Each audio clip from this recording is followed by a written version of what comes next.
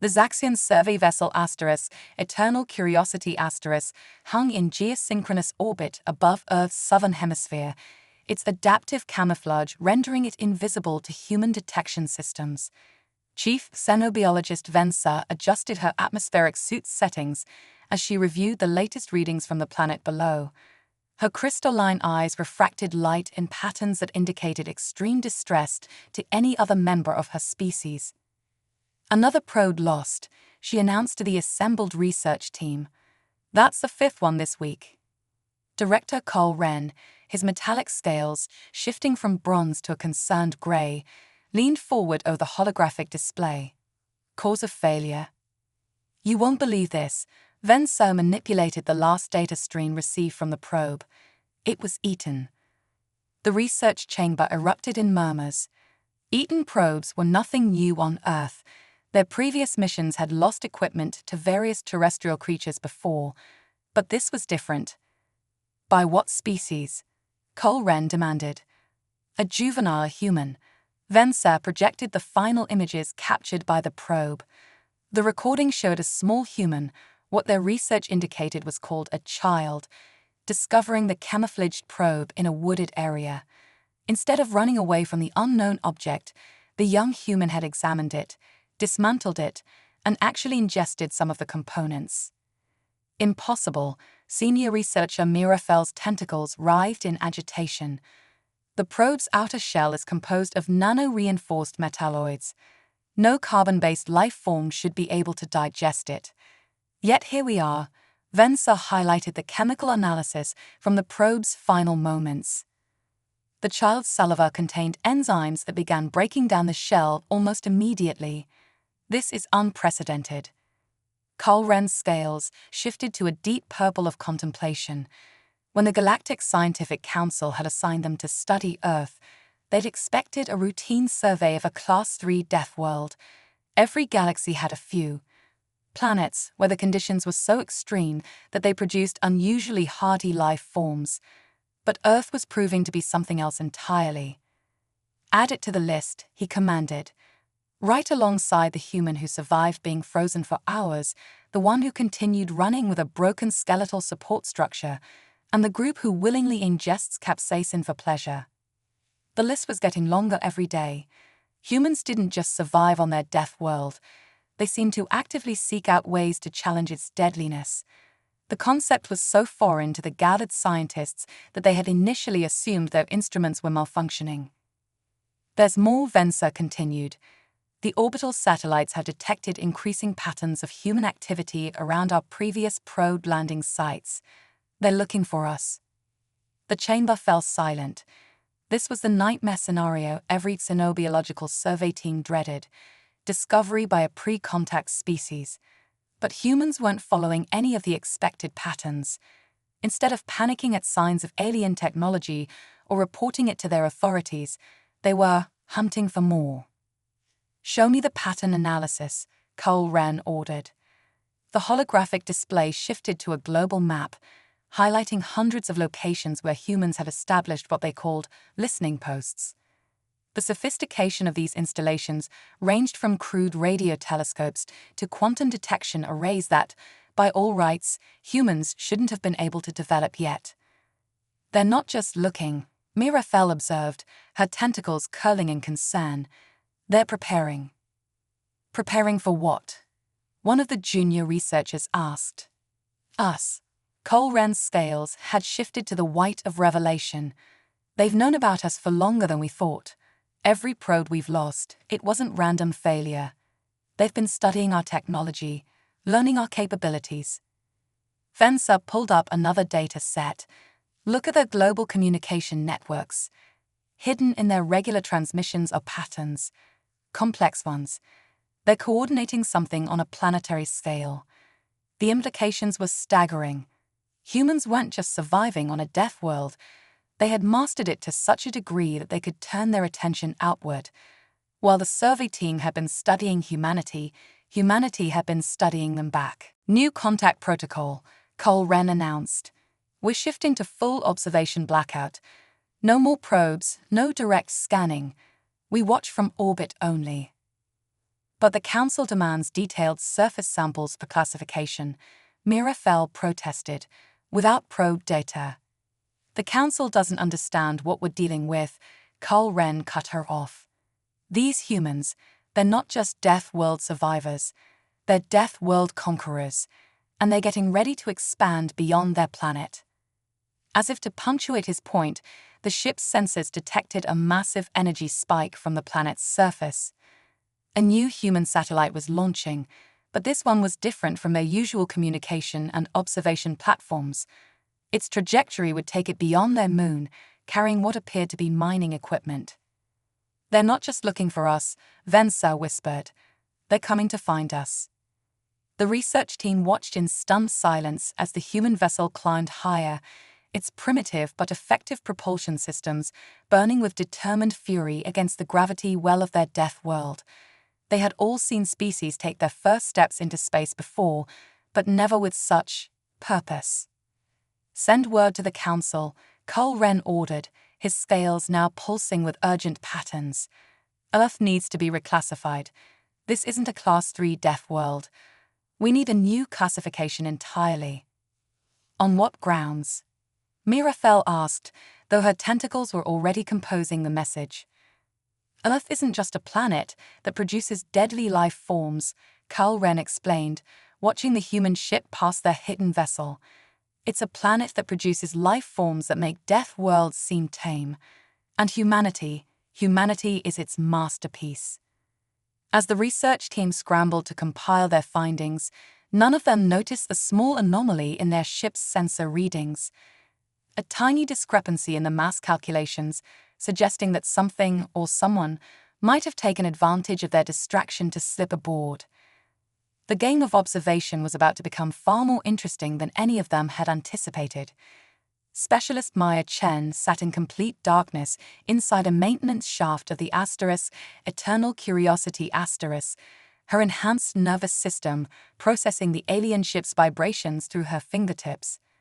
After 3 weeks of hiding aboard the vessel, she had learned to interpret these subtle signals better than the ship's own diagnostic systems. Something had changed. The aliens were agitated.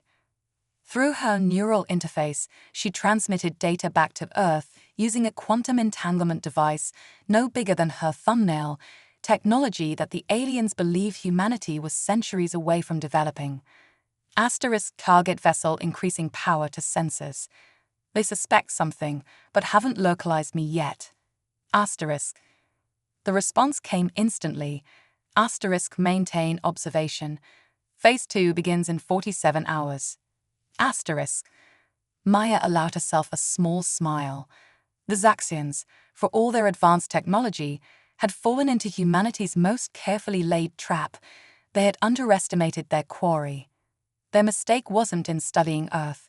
It was in assuming they were the first to do so.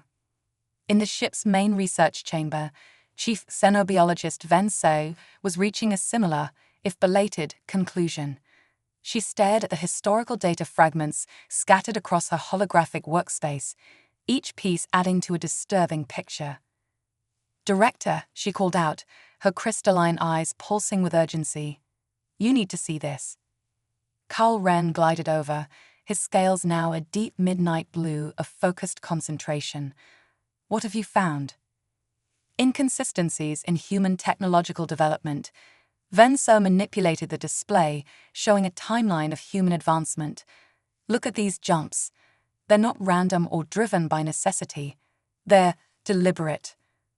The hologram highlighted specific moments in human history: the sudden leap in understanding quantum mechanics, the rapid development of digital technology, the seemingly impossible advances in materials science. Each breakthrough appeared to come just when humanity needed it most. "It's as if," Vensa hesitated, her voice dropping to a whisper, "they're following a plan. A plan that started long before we arrived." Before Carl Wren could respond, senior researcher Mirafel burst into the chamber, her tentacles twisted in patterns of extreme agitation. "The humans have launched another vessel, but this one is different." The main display shifted to show a massive human spacecraft emerging from behind their moon, in a position that had kept it hidden from the Eternal Curiosity's sensors. It was unlike anything they had seen before, sleek, advanced, and unmistakably built for interstellar travel. Impossible, Cole Wren breathed, his scales flickering through colors of disbelief. Their level of technology is exactly what they wanted us to believe it was. A new voice interrupted. The alien scientists spun around to find Maya Chen standing in the chamber's entrance, wearing what appeared to be a form-fitting suit made of material that their sensors registered as empty space. She was smiling, but it wasn't a threatening expression. Rather, it conveyed a sense of relief, as if a long-maintained facade could finally be dropped. "Your species isn't the first to study Earth," Maya explained, walking calmly into the chamber as the stunned aliens made no move to stop her. "You're just the first to get close enough to receive the truth in person." Cole Wren's scales settled on a pale yellow of cautious curiosity. "How long have you been aboard?" "Since you arrived in orbit," Maya replied. "Though I have to admit, your environmental systems took some getting used to. Earth's gravity being what it is, we tend to find other worlds' conditions a bit soft." Vensa's crystalline eyes sparkled with sudden understanding. The lost probes, the technological anomalies, the scattered evidence of awareness. It was all a test, Maya nodded. "We needed to understand how you would study us, what conclusions you would draw, whether you would choose to observe, communicate, or," she paused meaningfully, "attempt to exploit what you found." The implications hit Cole Wren like a physical force. Other species, they found Earth before us. "Many did," Maya confirmed. "Some came in peace, some with less noble intentions. Each encounter taught us something valuable. But more importantly, each encounter confirmed what we had already begun to suspect about our world and our species." She gestured to the holographic display, which now showed a comprehensive view of Earth's various biomes, from the deepest oceans to the highest mountains, from frozen tundras to scorching deserts. "You call Earth a deathworld because of its extreme conditions and aggressive biodiversity. But those very challenges are what made us what we are. We didn't just survive our world, we learned from it. Every predator taught us about strategy. Every disaster showed us adaptation. Every competitor pushed us to innovate." Mirafel's tentacles writhed in patterns of intense calculation. "The quantum technology you're using, the suit that defeats our sensors, these aren't recent developments, are they?" Maya shook her head. "We had centuries to prepare, to decide how to approach the galactic community. We developed in isolation, yes, but not in ignorance. Earth isn't just our home, it's our training ground. And now—" A soft chime interrupted her, and Maya's smile widened slightly. "Right on schedule," she murmured, before addressing the aliens again. "I suggest you check your long-range sensors." The display shifted automatically, showing hundreds of human vessels emerging from hidden positions throughout the solar system. Each one was as advanced as the first they had detected, if not more so. The ships moved with precision and purpose, taking up positions that effectively surrounded not just the Eternal Curiosity but also the dozen other alien observation vessels that had thought themselves hidden in the outer system. "Now then," Maya said, her voice carrying the weight of centuries of preparation, "I believe it's time for some real first contact protocols. My species has a few questions about the wider galaxy, and I suspect you have quite a few more about us." As the alien scientists stared at the display in stunned silence, Maya added one final revelation. "After all, if you think Earth is interesting, wait until you see what we've done with Mars." The human ships held their positions, a silent demonstration of power tempered by restraint, as humanity prepared to step onto the galactic stage not as primitive survivors of a death world, but as masters of their own destiny. The real question was no longer whether humanity could survive in the galaxy, but whether the galaxy was prepared for humanity. The Grand Council chamber of the Galactic Confederation had never been so silent. Representatives from over 300 spacefaring civilizations sat in stunned silence as they watched the transmission from the Zaxian research vessel. Director Cole Wren's scales were shifting through colors of anxiety as he delivered his report, while the human, Maya Chen, stood calmly beside him. High Counselor Zix Val, an ancient being of pure energy contained within a crystalline matrix, spoke first. "This is unprecedented. You claim humanity has not only been aware of galactic civilization, but has been actively preparing for integration while maintaining a facade of primitive development." Before Cole Wren could respond, Maya stepped forward. "If I may address the Council directly." Her quantum translation device rendered her words in all known galactic languages simultaneously, another casual display of technology that shouldn't have existed. The council chamber erupted in murmurs. It was unheard of for an unregistered species to address the Grand Council. But then again, nothing about this situation followed protocol. "Proceed." Zixvile's energy form pulsed with curiosity. Maya activated a holographic display of her own, far more sophisticated than anything in the chamber. The image showed Earth, but not as the Council knew it. Layers of data streamed across the projection, revealing hidden infrastructure, subterranean cities, and orbital installations that had somehow remained undetected. For the past 3 centuries, humanity has operated under what we call the Vigilant Shield Protocol, Maya explained. Every alien probe, every observation attempt, every covert landing, we detected them all. But rather than reveal ourselves, we chose to learn. She gestured, and the hologram shifted to show various alien vessels that had visited Earth over the centuries. Some were familiar to the Council, others were completely unknown. Some came to study us, like the Zaxians. Others came to assess Earth's resources. A few, her expression hardened slightly, came with more aggressive intentions. Each encounter taught us something vital about the galaxy and our place in it. High Counselor Nether, a being of living metal, leaned forward. "You speak of aggressive intentions, yet our records show no conflicts with Earth." Maya's smile was diplomatic, but held an edge. "Your records show what we wanted them to show. Computer Display Incident Report 47 Beta." The hologram changed to show a massive battle near Jupiter's orbit, a conflict that had apparently occurred nearly 50 years ago. A fleet of warships bearing unfamiliar markings had approached Earth with clearly hostile intent. They were met by human vessels that seemed to emerge from the very fabric of space itself. The battle was brief, decisive, and completely absent from any galactic records. "The Krovax Dominion," Maya stated, "a species that exists beyond your known space. They thought Earth would be an easy conquest. They were wrong. We let them retreat with enough of their fleet to carry a message. Earth is not to be trifled with." The council chamber erupted in chaos.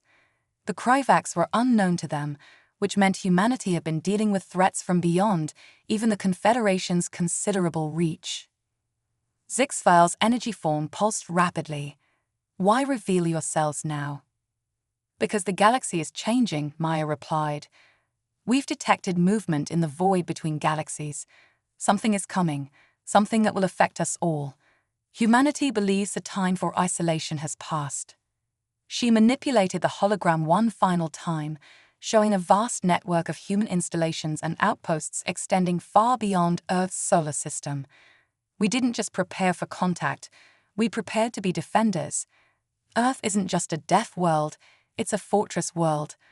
A training ground that forged humanity into something unique in the galaxy." "And what would that be?" Nether asked. "Adaptable survivors who never stopped learning," Maya answered. "On Earth, we faced extinction-level events multiple times. Each time, we emerged stronger. We learned to turn our predators into partners, our poisons into medicines, our disasters into opportunities. When we looked to the stars, we applied those same lessons." A new figure appeared in the chamber, a holographic projection of Admiral Sarah Zhang, commander of Earth's hidden fleet. "Council members, what you're seeing is just the surface. Humanity has established outposts in 15 different galaxies. We've mapped quantum corridors your scientists haven't discovered yet. We've made contact with civilizations you don't know exist. And we've prepared defenses against threats you haven't detected. The council chamber fell silent again, but this time with a different quality, a dawning recognition that they weren't just witnessing the emergence of a new spacefaring race. They were seeing the revelation of a power that had been operating in the shadows all along. Maya's expression softened slightly. We're not here to challenge the Confederation's authority or disrupt the galactic order. We're here because unity is becoming crucial for survival. The void between galaxies holds secrets and dangers that will require all of us working together. She paused, letting her words sink in.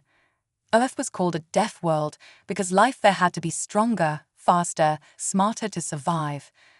What you didn't realize is that this principle applied to intelligence and civilization as well. We didn't just survive our harsh world, we learned to thrive in it. And now we're ready to help the galaxy do the same. High Counselor Zixval's energy form stabilized into a pattern indicating deep thought. You speak of threats from beyond. What have you discovered? Maya exchanged a glance with Admiral Zhang's hologram. That's something we should discuss in a more secure setting. What I can say is that humanity's hidden development wasn't just about protecting ourselves. We've been preparing to protect everyone. As if to emphasize her point, long-range sensors detected a massive quantum disturbance at the edge of Confederate space.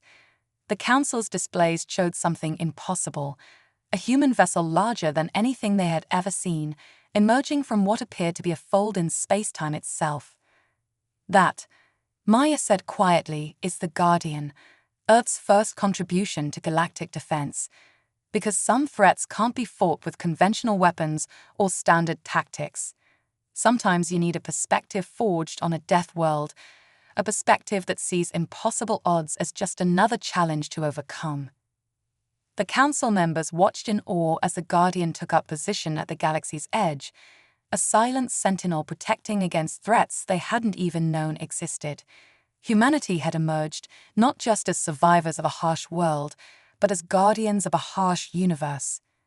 And they were about to show the galaxy exactly what that meant. The private council chamber deep within the Confederation's headquarters was designed to be impenetrable to any known form of surveillance. Yet Admiral Sarajang's hologram stood there with perfect clarity, a subtle reminder of humanity's technological superiority.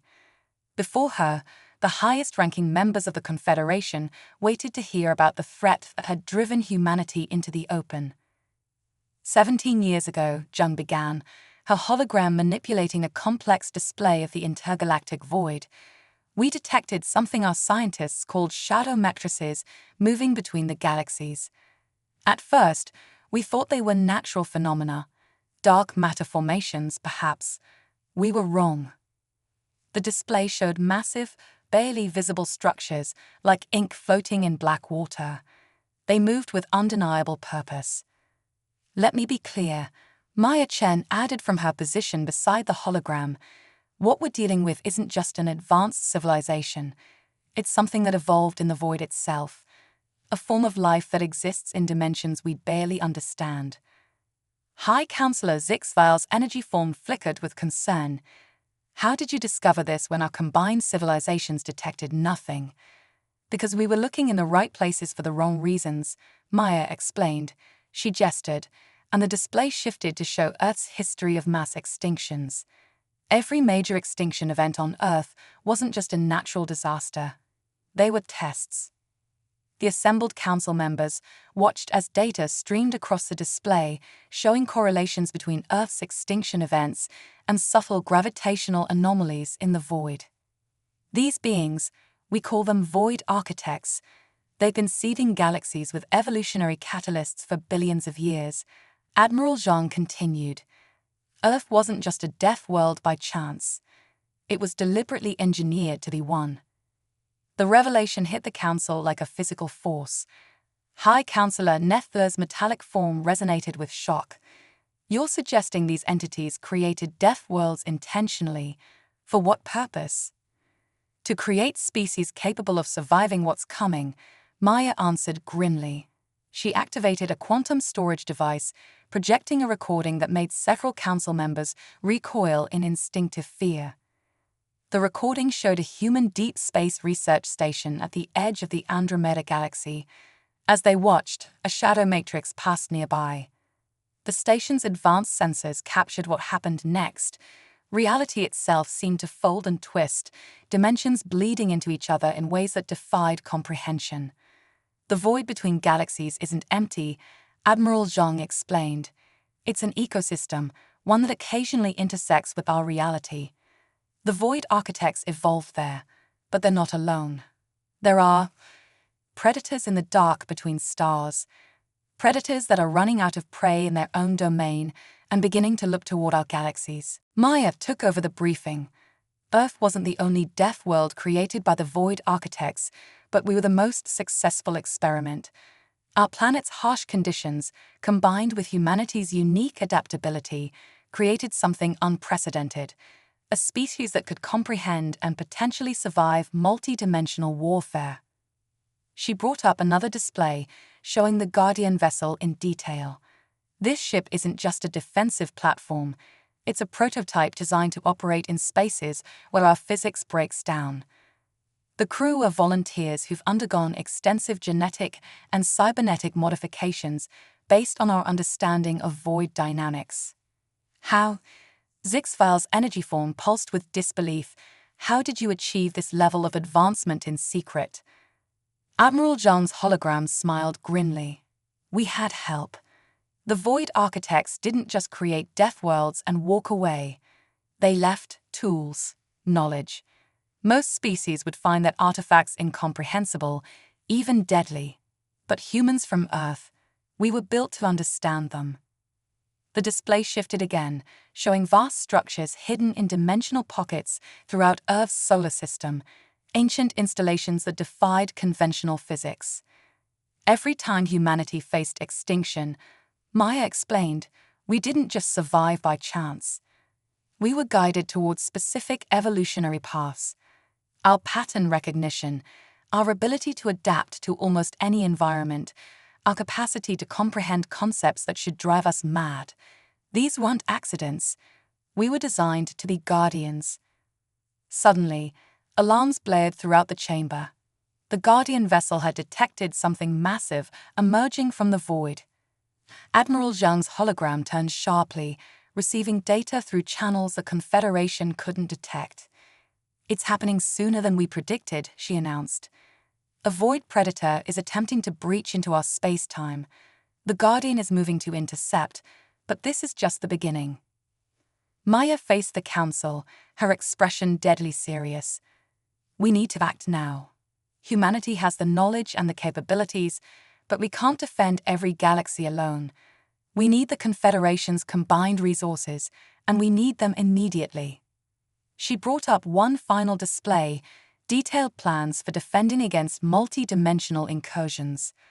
These are the defense blueprints we've developed. They require technologies from at least 30 different Confederation species to implement effectively. Earth was forged as a crucible for warriors, yes, but what we really learned, there was the importance of adaptation and cooperation. High Counselor Nether's metallic form shifted in patterns indicating deep thought. You're suggesting we completely reorganize our civilization's defense protocols based on the word of a species that just revealed itself. No, Maya corrected. We're offering you the chance to survive what's coming. Earth taught us that Deathworld isn't just a classification, it's a forge. Now the entire galaxy is about to become one, and we're sharing the tools to survive it. As if to emphasize her point, the displays showed the Guardian vessel engaging the Void Predator. It was a battle that took place in more dimensions than most species could perceive, a conflict that warped the very fabric of space-time. The time for secrets is over, Admiral Zhang declared. Humanity hid ourselves away until we understood the full scope of the threat and how to fight it. Now we need allies, not just observers. The Deathworld that forged us is about to become the training ground for an entire galaxy. The council chamber fell silent as the implications sank in. They weren't just witnessing the emergence of a new species, they were seeing the first moves in a war for the survival of all conventional space-time. And their greatest hope lay with a species that had mastered survival in one of the galaxy's most demanding crucibles. The Void Predator's attack was just the beginning. The real test would be whether the galaxy's civilizations could adapt and unite as humanity had learned to do on their Deathworld. The alternative was extinction on a scale that even Earth's harsh history couldn't prepare them for. The game of observation was over. The age of survival had begun. The Guardian vessel's engagement with the Void Predator had lasted precisely 7 minutes by Earth Standard Time. To those watching from the Confederation Council chamber, it seemed to unfold across centuries. Time itself buckled and stretched around the battle site, reality fragmenting like a kaleidoscope as human technology clashed with an entity that existed in dimensions beyond conventional understanding. Commander Elena Santos stood on the Guardian's reality-shifted bridge, her enhanced mind processing information through channels that would drive an unmodified human insane. Her crew, all volunteers from Earth's harshest environments, operated their stations with a calm efficiency that only Deathworld natives could maintain in such conditions. Void entity attempting to establish dimensional anchor, her science officer reported, his cybernetically enhanced eyes tracking data streams that existed in multiple states simultaneously. It's trying to create a stable breach point. Elena's modified nervous system sent commands directly to the Guardian's quantum core. The massive vessel responded instantly, its void-forged hull rippling with energies that defied conventional physics. Execute Protocol Omega-7. Show them why Earth was chosen as the crucible. The Guardian's primary weapons activated, not conventional armaments, but tools reverse-engineered from Void Architect artifacts. Beams of pure probability lanced out, striking the Predator across multiple dimensional planes simultaneously. The creature's form distorted, its vast consciousness recoiling from the unexpected resistance. In the council chamber, Maya Chen watched the battle through quantum feeds, providing context to the stunned Confederation leaders. What you're seeing is a result of centuries of preparation. The Guardian isn't just fighting the entity, it's rewriting the laws of physics around it, using principles we learned from studying Earth's unique position in space-time. High Counselor Zixvile's energy form pulsed with revelation. The dimensional instabilities we detected around Earth for millennia, they weren't natural phenomena. No, Admiral Zhang's hologram confirmed. Earth sits at a confluence of dimensional streams. The Void Architects chose it specifically because it exists simultaneously in multiple layers of reality. Every extinction event, every harsh condition that shaped our evolution, they were all side effects of this dimensional overlap. The display showed the battle from multiple perspectives, including angles that made several council members turn away in cognitive distress. The Void Predator was massive, its true form extending through dimensions that the human mind had evolved specifically to comprehend. Commander Santos' voice came through the quantum feed, distorted by dimensional interference. Entities attempting to spawn dimensional echoes, deploying void anchors. The Guardian released a swarm of smaller craft, each piloted by a human crew member. These void anchors moved with impossible precision, their quantum cores generating fields that stabilized local space-time. They were boxing the Predator in, forcing it to exist in dimensions where it could be fought. This is why we needed Deathworld adaptations, Maya explained to the Council. Operating these ships requires minds that can process reality fracturing around them. Regular human consciousness would shatter. But growing up on Earth, where physics itself is less stable, it prepared us for exactly this. The Void Predator, finding itself increasingly constrained, retaliated. It reached out with appendages that existed in probability space, attempting to unwrite the Guardian from history itself. But the ship's quantum core, designed by humans who had inherited the Void Architect's understanding of dimensional mechanics, held firm. Now, Commander Santos ordered, execute final vector. The Guardian's void anchors synchronized, generating a field that forced the Predator to exist primarily in conventional space-time. In that moment of vulnerability, the main vessel struck. The weapon it fired wasn't energy or matter, but something more fundamental. It rewrote the very rules that allowed the Predator to exist. The entity's death was spectacular, rippling across dimensions in a display that would haunt witnesses for years to come. As it died, it released a pulse of information, a death screen that carried crucial intelligence. Control analyzed the entity's final broadcast. Santos reported, her voice grim. "We have confirmation. This wasn't a random incursion, it was a scout." The council chamber erupted in concerned murmurs. Admiral Zhang's hologram grew more solid, commanding attention. "This is what we've been preparing for. The Void Predators aren't just hunting, they're invading. And Earth isn't the only Deathworld they've been watching." Maya brought up a new display, showing a pattern of dimensional disturbances across multiple galaxies. Each of these points is a Deathworld created by the Void Architects. They're not just evolutionary experiments. They're fortress worlds, meant to create species capable of defending against this threat. Earth was simply the first to reach the necessary level of development. "How many?" High Counselor Nether demanded. "How many other Deathworlds are out there?" "Thousands," Maya answered. "But only a handful have produced species with the potential to survive what's coming. We've been watching them, just as we've been watching you. Some are still primitive, others are approaching space flight.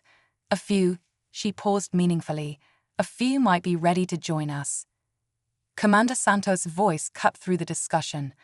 "Admiral, void disturbances detected in 7 sectors, multiple entities preparing to breach." "This was their plan all along," Admiral Zhang declared. "The scout was meant to test our defenses, to see if we'd developed the capability to detect and fight them. Now they know we have, they're launching a full invasion." Maya faced the council, her expression resolute. "This is where we find out if the galaxy can adapt as Earth did. We have the knowledge, the technology, and the experience, but we need your help to implement defenses on a galactic scale."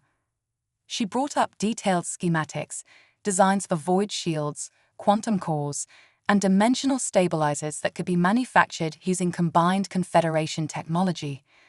"Every species here has something to contribute. The Zarkax understand quantum mechanics in ways we never could. The Ptolemaic Empire has mastered energy manipulation. The Ethereal Collective can perceive multiple dimensions naturally." "And what are the other Deathworlds?" Zixvale asked. "The species still developing there." "We protect them," Maya stated firmly. "Earth wasn't just forged as a weapon, it was forged as a guardian. Now it's time for us to fulfill that role, not just for ourselves, but for all potential allies in this fight." The Guardian vessel moved into position near the Confederation headquarters, its quantum core humming with power. Across the galaxy, hidden human installations were activating, revealing defenses centuries in the making. The time for secrecy was over. The real war was about to begin. Commander Santos' final transmission echoed through the chamber. Additional void breaches detected. "All stations, prepare for dimensional incursion. This is what Earth prepared us for. This is why we had to be strong."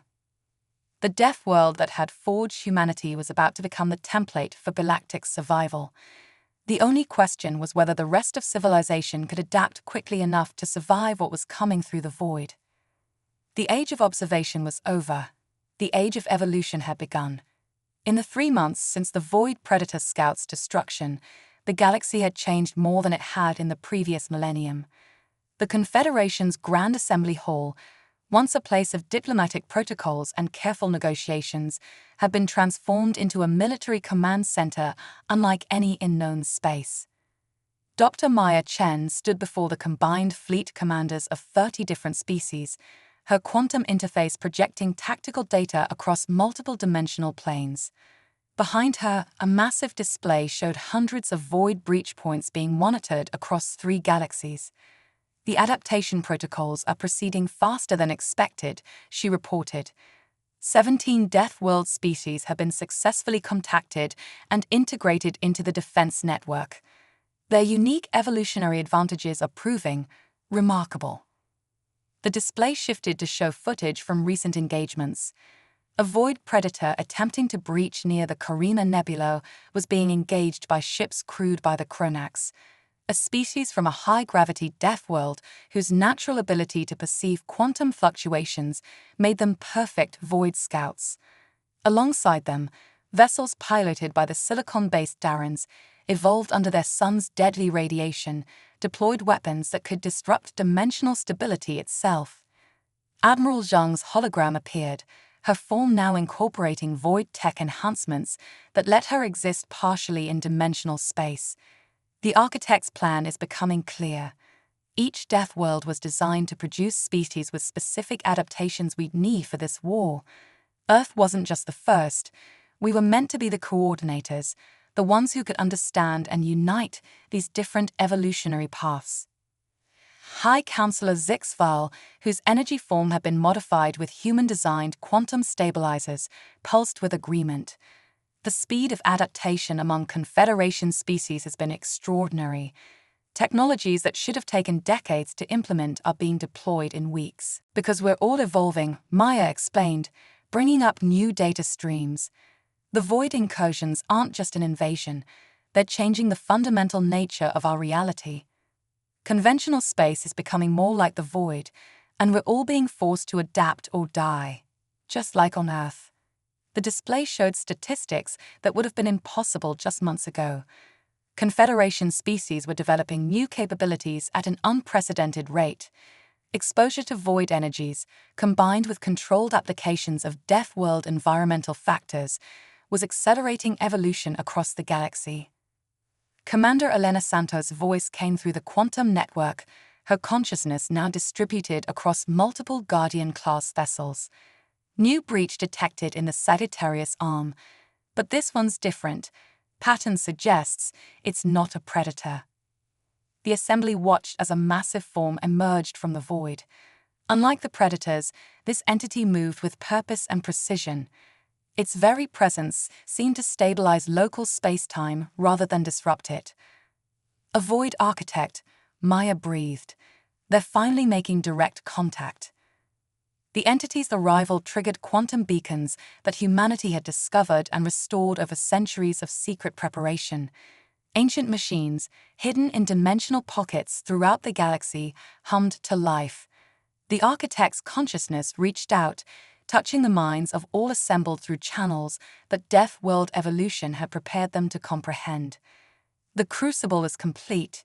It communicated in concepts rather than words. Your galaxies have been forged as we were forged in the fires of necessity. The predators are not merely an enemy to be defeated, they are the catalyst for your ascension. The assembled commanders watched in awe as the architect revealed visions of a universe far vaster and more complex than they had imagined. The void between galaxies wasn't empty space, it was the original cradle of life, where the first consciousnesses had evolved in dimensions beyond conventional understanding. The predators were remnants of that ancient ecosystem, driven by hunger to seek new hunting grounds. You created the Deathworlds to prepare us for this, Maya realized. Not just to fight them, but to become something new. As we once became, the architect confirmed. Each Deathworld was designed to create beings capable of surviving the void's touch. Humanity was given the gift of adaptation, the ability to understand and unite these different paths. Others were given different gifts: perception of quantum states, manipulation of dimensional energies, resistance to reality distortion. Admiral Zhang's hologram solidified as she processed the implications. The Predator's invasion is transforming our galaxies, making conventional space more like the void. You didn't just prepare us to fight them, you prepared us to inherit their domain. The architect's form shifted in what might have been approval. The age of separation is ending. The barriers between dimensions grow thin. Life must adapt or perish. You have proven worthy of the challenge. Commander Santos reported new data streaming in from the Guardian network. The Void Predators weren't just being driven back, They were being transformed. Each battle, each adaptation, each new understanding was changing both sides of the conflict. The war wasn't just about survival, it was about transcendence. Maya turned to address the assembly, her expression filled with newfound purpose. This is what Earth prepared us for, not just to survive, but to lead the way into a new stage of evolution. Every harsh condition, every extinction event, every adaptation that made us strong, they were preparing us for this moment. The display showed the combined fleet, now incorporating vessels and technologies from all known Deathworld species. Ships that could phase between dimensions, weapons that could rewrite local physics, shields that could stabilize reality itself. But more importantly, it showed crews working together, different evolutionary paths combining their unique strengths. "We are all Deathworlders now," Maya declared. "The entire galaxy has become our crucible, and we will emerge stronger for it." The architect's presence resonated with approval as humanity and their allies prepared to take the next step in cosmic evolution. The Deathworlds had done their job. They had created species capable of not just surviving the void, but mastering it. The Predators had served their purpose as catalysts for change. As the assembled commanders returned to their posts, Maya shared one final insight with Admiral Zhang. "Earth was never just a death world," she said quietly. "It was a prophecy of what the galaxy would become, a place where the impossible becomes possible, where adaptation equals survival, and where the harshest conditions bring out the best in all of us." The void between galaxies beckoned, no longer a threat but a frontier.